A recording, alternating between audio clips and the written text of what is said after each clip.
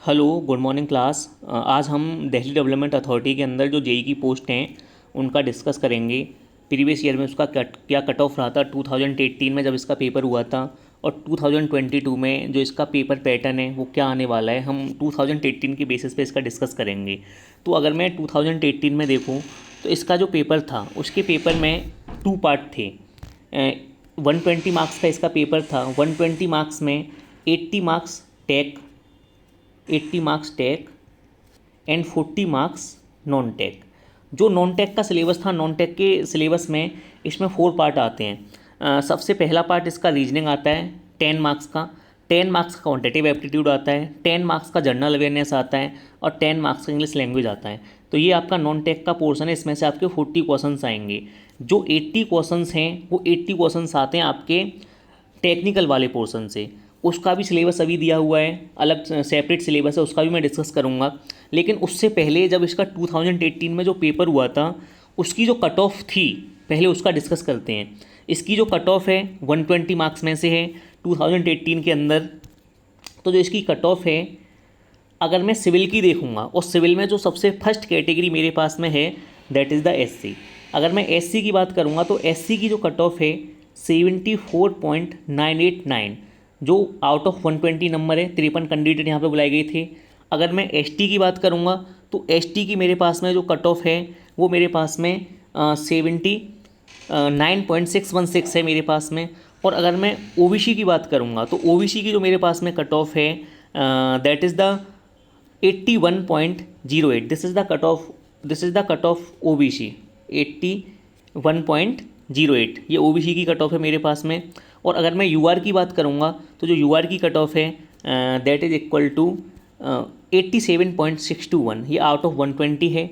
तो मुझे उसी हिसाब से इसकी तैयारी को करना पड़ेगा कि अगर कोई भी बंदा यूआर में है तो उसको कम से कम नहीं तो आज के टाइम पे 95 प्लस स्कोर करना पड़ेगा, अगर वो दिल्ली डेवलपमेंट अथॉरिटी के अंदर जूनियर इंजीनियर की पोस्ट अगर वो लेना चाहता है तो ये तो इसकी कट ऑफ रही। और अगर मैं इसके सिलेबस की बात करूँगा, जो इसका सिलेबस है, जो टेक्निकल का सिलेबस है जूनियर इंजीनियर का, ये यहाँ से इसका सिलेबस टेक्निकल स्टार्ट होता है।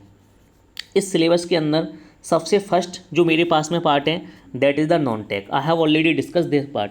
मेरे पास में रीजनिंग के क्वेश्चन आने वाले हैं, क्वांटिटेटिव एप्टीट्यूड के क्वेश्चन आने वाले हैं, जनरल अवेयरनेस के क्वेश्चन आने वाले हैं, और मेरे पास में टेस्ट ऑफ इंग्लिश लैंग्वेज के क्वेश्चन आने वाले हैं। उसके बाद में जो 80 मार्क्स का जो टेक्निकल रहने वाला है, उस टेक्निकल में कौन कौन से सब्जेक्ट हैं उस पर थोड़ा फोकस करते हैं। अगर मैं टेक्निकल की बात करूँगा तो टेक्निकल में मेरे में जो सबसे फर्स्ट सब्जेक्ट है that is the building material. और इस बिल्डिंग मटेरियल के अंदर अगर मैं टॉपिक डिस्कशन करूँगा तो फिजिकल एंड केमिकल प्रॉपर्टीज़ हैं, क्लासिफिकेशन है, जो टेस्ट हमने पढ़े हैं वो जो सीमेंट के टेस्ट होते हैं वो टेस्ट आएंगे, यूज आने वाले हैं, मैन्युफैक्चरिंग ऑफ मटेरियल, किस तरीके से मैन्युफैक्चरिंग होती है, स्टोन के बारे में आने वाला है, सीमेंट के बारे में आने वाला है, टिम्बर के बारे में आने वाला है। तो ये सब इसमें जो टॉपिक दिए हैं मुझे इसी के हिसाब से प्रिपरेशन करना पड़ेगा। इसका सिलेबस लिमिटेड है, ज़्यादा सिलेबस इसमें नहीं गिवन है। अगर मैं सेकंड सिलेबस की बात करूँगा तो that is equal to surveying. मेरे पास में जो सर्विंग है, अब मैं सर्विंग का डिस्कस करता हूँ। तो सर्विंग में मेरे पास में क्या है, अगर मैं सर्वे की बात करूँगा तो सर्वे में मेरे पास में principle of surveying most important, उसके बाद में working of properties, compass and bearing, plane table surveying, theodolite, traverse adjustment of theodolite, levelling and contouring, curvature, refraction, permanent adjustment of dumpy level, method of contouring and use control map. इसमें जो हमारे पास में geometrics होती है उसका part यहाँ पे नहीं है। जो जीपीएस और जीआईएस होती है उसके बारे में यहाँ कोई भी डिस्कशन नहीं किया गया है। अगर मैं नेक्स्ट जो मेरे पास में पोर्शन है that is the soil mechanics.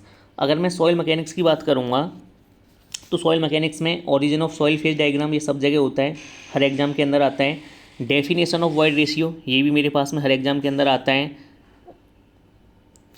और मेरे पास में डिग्री ऑफ सैचुरेशन ये भी हर एग्जाम के अंदर मेरे पास में देखने को मिलता है। ये water content, specific gravity of soil grains, wet grains, size distribution. तो मतलब ओवरऑल इसका एक बार हम सिलेबस देखेंगे, सिलेबस के अकॉर्डिंग मुझे इसकी प्रिपरेशन करनी है कि इसके सिलेबस में कौन सा पार्ट है और कौन सा पार्ट नहीं है, क्योंकि इसका जो सिलेबस है वो इतना ज़्यादा वास्ट नहीं है। अगर मैं हाइड्रोलिक्स की बात करूँगा तो हाइड्रोलिक्स में मेरे पास में fluid properties, measurement, Bernoulli theorem, और ये सब चीज़ें मुझे देखने को मिलेंगी अगर मैं हाइड्रोलिक्स की बात करूँगा तो। और अगर मैं फ्लो इन ओपन चैनल्स के भी क्वेश्चन आएंगे। फिर मेरे पास में आ जाता है एनवायरमेंटल इंजीनियरिंग। अगर मैं एनवायरमेंट की बात करता हूँ तो एनवायरमेंट पे मुझे देखने को मिलेगा quality of water, source of water supply, purification of water. मतलब ज़्यादातर सेम है जो हर जेई के एग्जाम में पूछे जाते हैं, वही सब सेम क्वेश्चन है। इतना ज़्यादा ऐसा कुछ नहीं है कि कुछ अलग क्वेश्चन हो, मोस्टली सेम क्वेश्चन पूछे गए हैं। उसके बाद में स्ट्रक्चरल इंजीनियरिंग भी मेरे पास में है। अगर मैं स्ट्रक्चर की बात करूँगा तो स्ट्रक्चर इंजीनियरिंग भी मेरे पास में है। थ्योरी ऑफ स्ट्रक्चर हो गया, elasticity constant, type of beams. मतलब स्ट्रक्चर इंजीनियरिंग में इसमें जो हमारा सोम है, स्ट्रेंथ ऑफ मटेरियल, वो सब टोटल क्वेश्चन है।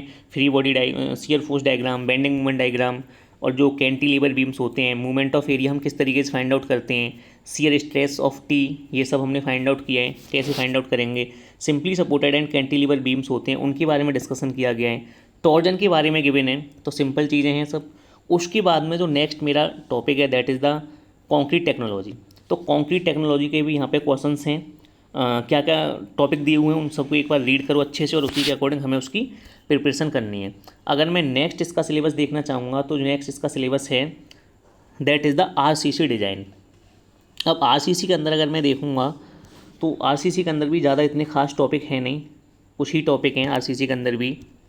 तो इसमें दिया है फ्लेक्सुरल स्ट्रेंथ क्या होती है, शियर स्ट्रेंथ क्या है, बॉन्ड स्ट्रेंथ मेरे पास में क्या है, design of single reinforcement beam क्या है। ओवरऑल जो हमारे पास में आईएएस कोड है, आईएएस कोड 4, 5, 6 है, उसमें से कुछ क्वेश्चन आ जाएंगे। और कुछ क्वेश्चन जो थ्योरेटिकल बेस होते हैं, नॉर्मल क्वेश्चन, 1 वे स्लैब क्या होता है, 2 वे स्लैब क्या होता है, वहाँ से इसके क्वेश्चन आ जाएंगे। टी सेक्शन की अगर मुझे विड्थ फाइंड आउट करनी है तो किस तरीके से मैं विड्थ फाइंड आउट करूँगा।